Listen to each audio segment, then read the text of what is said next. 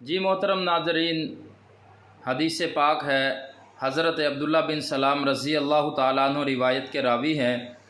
آپ فرماتے ہیں کہ رسول اللہ صلی اللہ علیہ وآلہ وسلم نے ارشاد فرمایا، افشوا السلام، اسلام کو عام کرو، وَأَطْعِمُوا الطَّعَامَ، اور ایک دوسرے کو ضرورت مندوں کو کھانا کھلایا کرو، وَصِلُوا الْأَرْحَامَ، اور صلہ رحمی کیا کرو، رشتہ داریاں جوڑا کرو، لوگوں پر صلہ رحمی کیا کرو، وَصَلُّوا بِاللَّيْلِ وَالنَّاسُ نِيَامٌ، اور اللہ کے دربار میں نماز ادا کیا کرو جب لوگ سوئے ہوئے ہوں، یعنی تہجد کے وقت نماز ادا کیا کرو۔ نماز تہجد کا ذکر ہے۔ تدخلوا الجنۃ بسلام، جو بندہ یہ چار کام کرتا ہے تو رسول اللہ صلی اللہ علیہ وآلہ وسلم نے فرمایا، تدخلوا الجنۃ بسلام، تم سلامتی کے ساتھ جنت میں داخل ہو جاؤ گے۔ اب سوال یہ پیدا ہوتا ہے کہ اللہ رب العالمین نے کلام پاک کے اندر، قرآن مجید کے اندر بہت جگہ پر کھانا کھلانے کی اہمیت کا ذکر کیا ہے۔ اب کھانا کھلانا بھوکے کو، مسکین کو، اللہ رب العالمین فرماتے ہیں فَذَلِكَ الَّذِي يَدُعُ الْيَتِيمَ وَلَا يَحُضُّ عَلَىٰ طَعَامِ الْمِسْكِينِ، ایسے لوگ بھی ہیں جو یتیموں کو دھکے دیتے ہیں اور مسکینوں کو کھانا نہیں کھلاتے۔ چونکہ سورۃ الحاقہ کے اندر ذکر ہے، جب جہنمیوں سے سوال کیا جا رہا ہے تو خود ہی جہنمی جواب دے رہے ہیں کہ ہم مسکینوں کو کھانا نہیں کھلایا کرتے تھے، ہم نماز بھی نہیں پڑھتے تھے، ہم مسکینوں کو کھانا بھی نہیں کھلاتے تھے۔ سورۃ مدثر کے اندر بھی ہے، وَلَمْ نَكُ نُطْعِمُ الْمِسْكِينَ،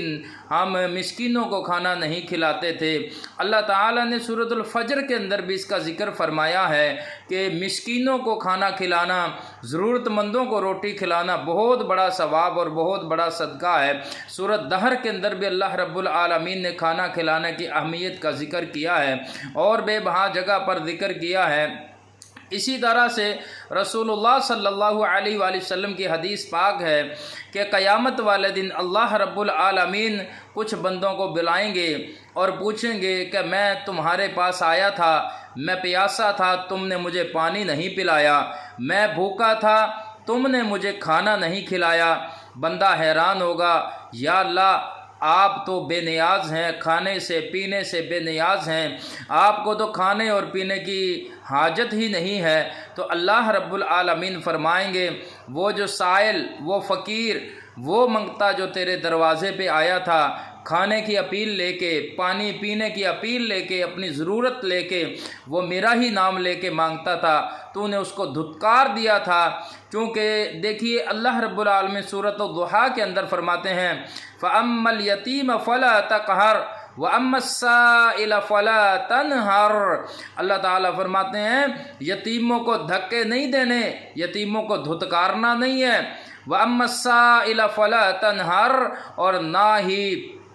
مانگنے والے کو، سائل کو، نہ ہی اس کو جھڑکنا ہے، نہ ہی اس کو دبانا ہے اور نہ ہی اس کو بھگانا ہے۔ تو ناظرین، ہماری عادت یہی ہوتی ہے، چونکہ حتی الامکان کوئی مانگنے والا، کوئی سوال کرنے والا، اگر ہم ان کا سوال پورا کر سکتے ہیں تو کرنا چاہیے، کھانا کھلا سکتے ہیں تو کھلانا چاہیے، پلا سکتے ہیں تو پلانا چاہیے، مدد کر سکتے ہیں تو ایک دوسرے کی مدد کرنی چاہیے، صلہ رحمی کرنی چاہیے۔ وَأَطْعِمُوا الطَّعَامَ، کیونکہ کھانا کھلانے والے تدخلوا الجنۃ بسلام، سلامتی کے ساتھ جنت میں داخل ہو جائیں گے۔ ہمیں کسی کو دھتکارنا نہیں چاہیے، جھڑکنا نہیں چاہیے۔ اللہ رب العالمین عمل کی توفیق عطا فرمائے۔